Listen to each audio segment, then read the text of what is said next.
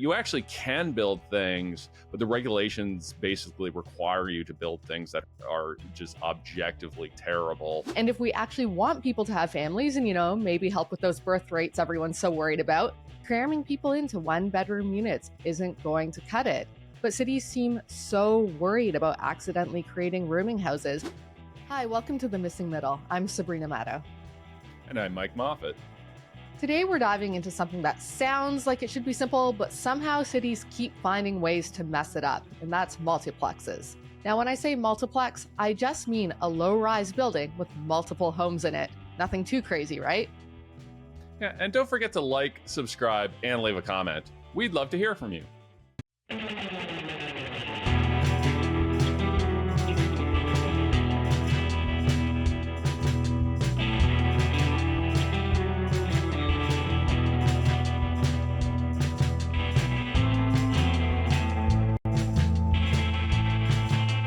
So, Mike, here's what's happening. Cities across Canada have been patting themselves on the back for reforming their zoning laws to allow more low-rise density.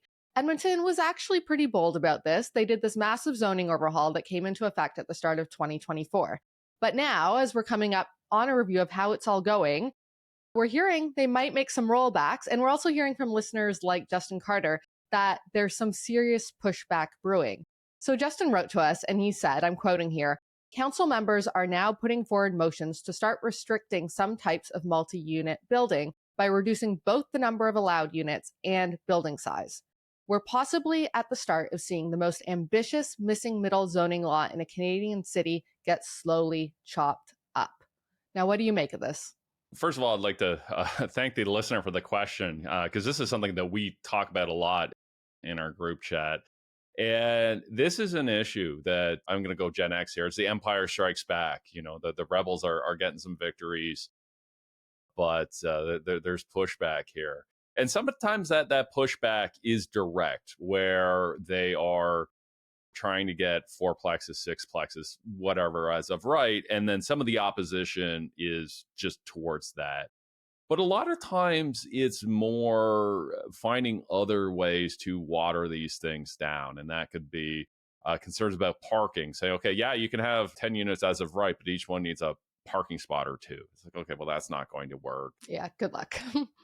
Yeah, well, good luck with that. Yeah, exactly. So, it's in theory legalized, but in practice, there's just so many rules around it. And it could be things like setbacks or height restrictions or you name it, where all of these additional conditions are being put on these things. Another one I think we'll talk about is bedroom limits. So I think this is happening where it does feel like we're getting more as of right, at least on paper. But very loud individuals and communities are pushing back and often having the ears of either municipal planners or politicians. Right. So Toronto, at least in theory, approved citywide fourplexes back in 2023, and they started testing sixplexes in Scarborough earlier this year. On paper, this seems amazing. But I've been seeing a lot of complaints on Reddit about bedroom limits, which honestly just sounds like the kind of bureaucratic nonsense that makes my head hurt. Can you break down why this is actually a big deal? Yeah, it really kind of nerfs the value of these things. Like why we want missing middle housing is for families. We're pretty good as a society of building small apartment units. Could we use more of them? Absolutely. But we're pretty good at that. And we're pretty good, or at least have been historically, maybe less so now, building family homes in the suburb. What's missing is those kind of downtown location, 3 and 4 bedroom homes that you could actually raise a family with kids in. And what these communities are now doing is limiting it, saying that, oh, well, you can have a sixplex, but all the units combined can only have 12 bedrooms. Well, what you're going to get is shoebox condos or dog crate condos, as our friend of the pod, Ron Butler, calls them, that don't really work for families. And the reason why cities are doing this is because they're worried that if you put in too many bedrooms, this is going to turn into like either a frat house, a rooming house, a place where dozens of international students might live, or so on. But we need to deal with those issues other ways. We need to find other forms of housing for those folks because they're already here. So this is a real problem in my mind because we are eliminating the very thing we want. And again, they're not doing it because they're trying to chase away families. They're doing it because they, again, don't want rooming houses, or they don't want these to turn into big student rentals, but it's going to have the same impact. It's going to chase away families. So I'm very, very concerned about this. And if we make these units so just lousy, that is going to undermine all of this progress, because 2, 3, 4 years from now, people will say, well, we don't want to legalize any more of these because we did that and we got some terrible homes. So this whole process is a failure. And my fear is they won't be entirely wrong. For sure. And yeah, we're living in this weird contradictory moment right now. And anyone who wants more information on this should go back and listen to our episode with Ron Butler about how we've oversupplied these dog crate condos and micro condos and even one bedrooms. And yet there's still this massive undersupply on anything that's, the right size for couples or families. And if we actually want people to have families and, maybe help with those birth rates everyone's so worried about, cramming people into one bedroom units isn't going to cut it. But cities seem so worried about accidentally creating rooming houses. Is there any way to thread that needle? Well, I think how we thread that needle is by creating more of that supply as well, right? So we need municipalities that solve problems by doing things, not solve problems by preventing things, right? And this is the mindset that we've been in for generations. And we could, I think this is we could do an entire series on this, because this goes from everything from like energy projects to what have you, where we kind of view the role of government to say no, no, no, not okay, yes, and here's how you do it. So I think how you do it is, if you are worried that these neighborhoods will get taken over by university and college students, you build more residences. If you're worried that this is going to turn into rooming houses, you build more social housing. But you get there through saying yes, not saying, oh no, we have to prevent this very useful form of housing from being built, and recognizing, well, that's just going to chase more families in the suburbs, or, in Toronto's case, you're going to get more drive till you qualify. So you're going to lose all those families to Brantford or Tillsonburg or Peterborough or Belleville or wherever. So I think this is a huge problem. And I think we need to address it by having cities figure out how to facilitate things rather than trying to always prevent things. Yeah, that goes right to the heart of so much of our state capacity issues right now, whether it's housing, whether it's pipelines. The government's always finding ways to say no and have other people say no versus let's build, let's move things forward. Now, speaking of ways to say no, I've also been hearing complaints about height restrictions being a problem. What's the deal with that? Yeah, and this is more an Ottawa issue. So Ottawa is going through a similar rezoning, and I'm going to say some negative things about it. But overall, I think I need to couch it by saying I mostly like what they're doing. I think they're showing ambition. And part of what they're doing is taking like hundreds of different residential zones and trying to streamline them into a few dozen.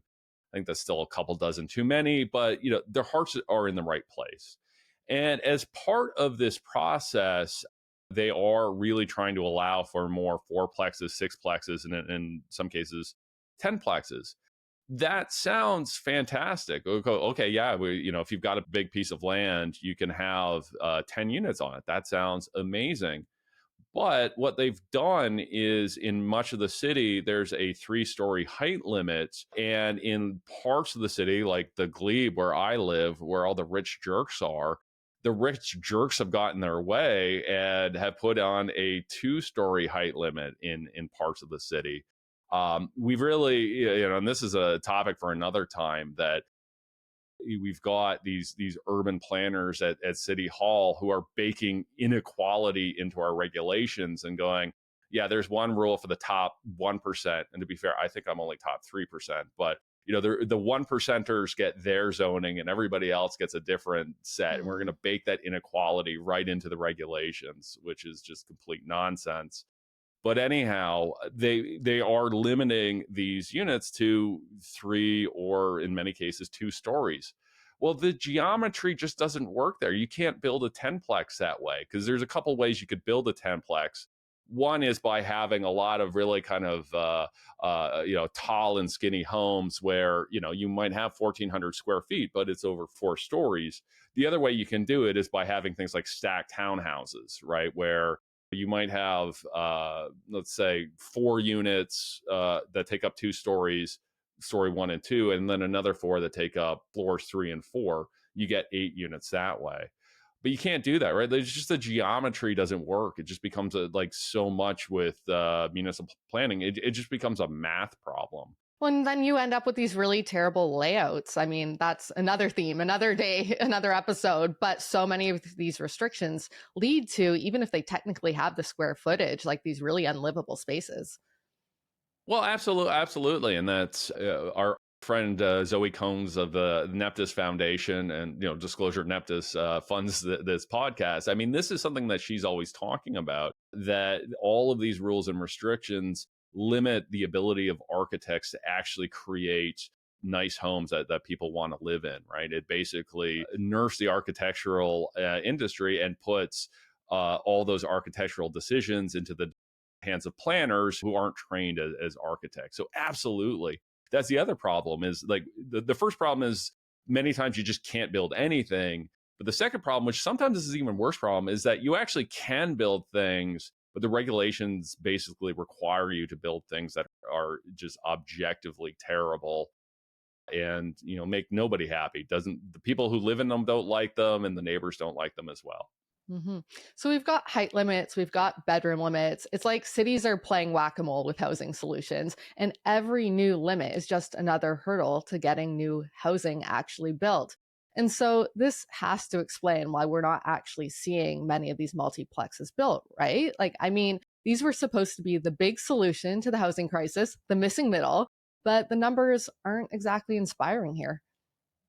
They really aren't, and and the DECA is always this is always going to be a more difficult issue. That a lot of these multiplexes are designed to be built as infill. Infill is just inherently more difficult, right? Because you're not starting with a clean sheet. You're knocking something down. The lot size is what it is, and you're having to work around all of these restrictions. Where if you're building greenfield at the edge of a city, that gives you a lot more opportunity to be creative. So because these were designed, in many cases, designed to be infill, that was always going to be a challenge. But when something is a challenge, you have to find other ways to make it easier. And we've gone the other way, where we've gone out of our way to make this more difficult. So absolutely, this is a big problem. And layered on top of that is that we've got cities who keep claiming we want infill, we want missing middle, and that kind of thing. And then if you build a 10-plex, well, that's 10 units. They charge you 10 development charges on that, and are often, charging you the same development charges that they're charging, greenfield. So that's a problem as well. It's like, well, we want this infill because it allows us to use infrastructure that's already there. It costs the city less. But then, we go, okay, well, can you give us a discount on those development charges since you're spending less? And it's like, well, no. And to be fair, some municipalities are trying to do this, but we're just taxing the heck out of the very things that municipalities claim they want. So this brings me to my big picture question. Why are municipalities just so crazy bad at this? And more importantly, what is the actual solution here? Yeah, and if I'm on, I've picked on municipal planners and urban planners here, and we are going to get some notes on this. So you can contact us at the missing middle podcast at gmail.com, and you can send all your complaints to Meredith. But yeah, in their defense, I do think many of them are genuinely trying, right? And they get pushback from city councilors, they get pushback from neighborhood associations, loud voices at NIMBY meetings and so on. So I think many of them are genuinely trying, but they're just saying, taking the position of, is this a hill I want to die on? In many cases, it's no. So it's like, okay, I'd rather have a half loaf than no loaf at all. So I'm going to make all of these compromises just to, be able to put the ball forward a couple of yards. And yeah, I'm using every metaphor possible here. I think the solution, to be honest, is I think we need to take it out of the hands of municipalities. I think we need to see the provinces set minimum standards, give municipalities kind of a box of Lego to play with and go, okay, here are your options, and you can play from this set of options. But right now, there's just so much choice. There's so much ability for municipalities to legalize something on paper, then put all of these other restrictions in place that will cause these things to never get built. I think that's a problem. And I really think that the solution is going to come from a higher order of government who can make rules that apply to the entire province. So it takes the kind of localism out of the debate. Yeah, the piecemeal approach, municipality by municipality, clearly isn't working. And, there was an argument I could see for keeping that when, the housing crisis was just centralized in Toronto or its surrounding suburbs. But when it's province wide and going beyond Ontario, countrywide, those decisions need to be uploaded so we can actually move forward. Thank you, everyone, for watching and listening, and to our producer, Meredith Martin. And if you have any thoughts or questions about building things from pieces of Lego, please send us an email to missingmiddlepodcast@gmail.com. We'll see you next time.